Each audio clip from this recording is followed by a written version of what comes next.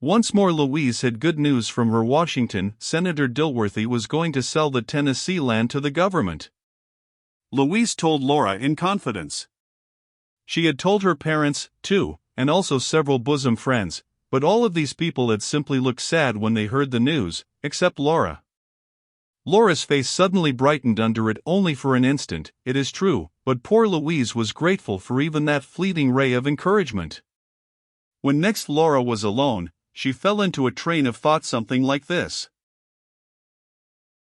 If the senator has really taken hold of this matter, I may look for that invitation to his house at any moment.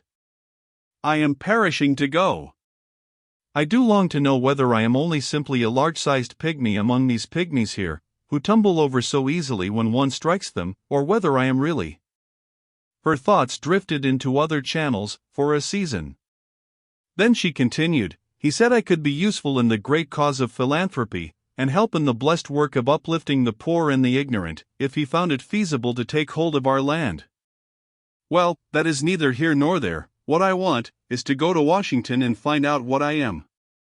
I want money, too, and if one may judge by what she hears, there are chances therefore. For a fascinating woman, she was going to say, perhaps, but she did not. Along in the fall the invitation came, sure enough. It came officially through Brother Washington, the private secretary, who appended a postscript that was brimming with delight over the prospect of seeing the Duchess again. He said it would be happiness enough to look upon her face once more. It would be almost too much happiness when to it was added the fact that she would bring messages with her that were fresh from Louise's lips. In Washington's letter were several important enclosures.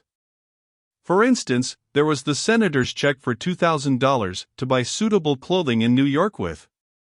It was a loan to be refunded when the land was sold. $2,000, this was fine indeed.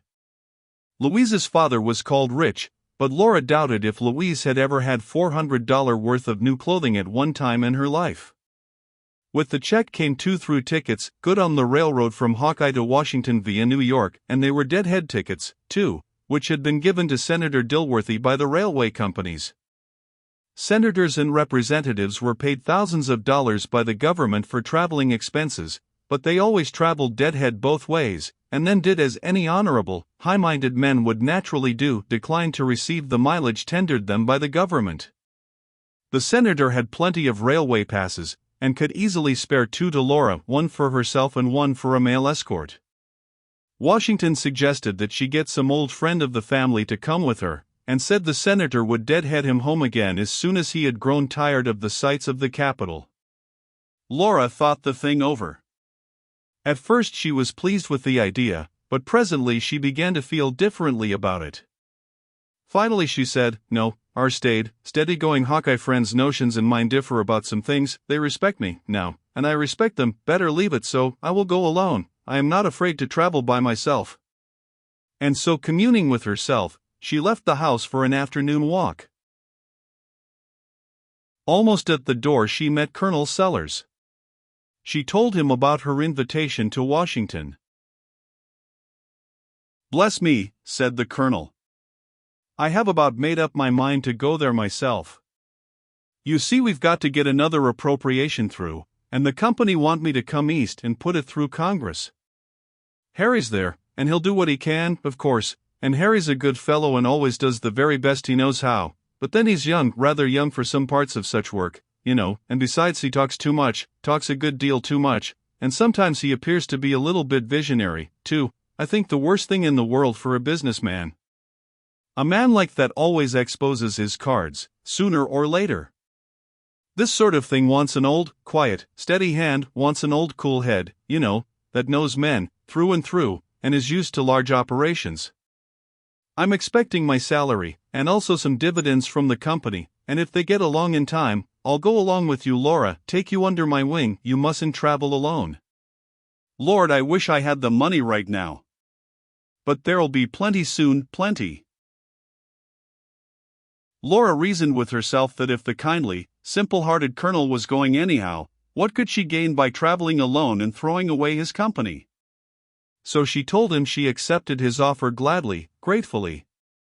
She said it would be the greatest of favors if he would go with her and protect her, not at his own expense as far as railway fares were concerned. Of course, she could not expect him to put himself to so much trouble for her and pay his fare besides. But he wouldn't hear of her paying his fare, it would be only a pleasure to him to serve her. Laura insisted on furnishing the tickets, and finally, when argument failed, she said the tickets cost neither her nor anyone else a cent. She had 2 of them, she needed but one, and if he would not take the other she would not go with him. That settled the matter. He took the ticket. Laura was glad that she had the check for new clothing, for she felt very certain of being able to get the Colonel to borrow a little of the money to pay hotel bills with, here and there. She wrote Washington to look for her in Colonel Sellers toward the end of November, and at about the time set the 2 travelers arrived safe in the capital of the nation, sure enough. P277.jpg, 12K,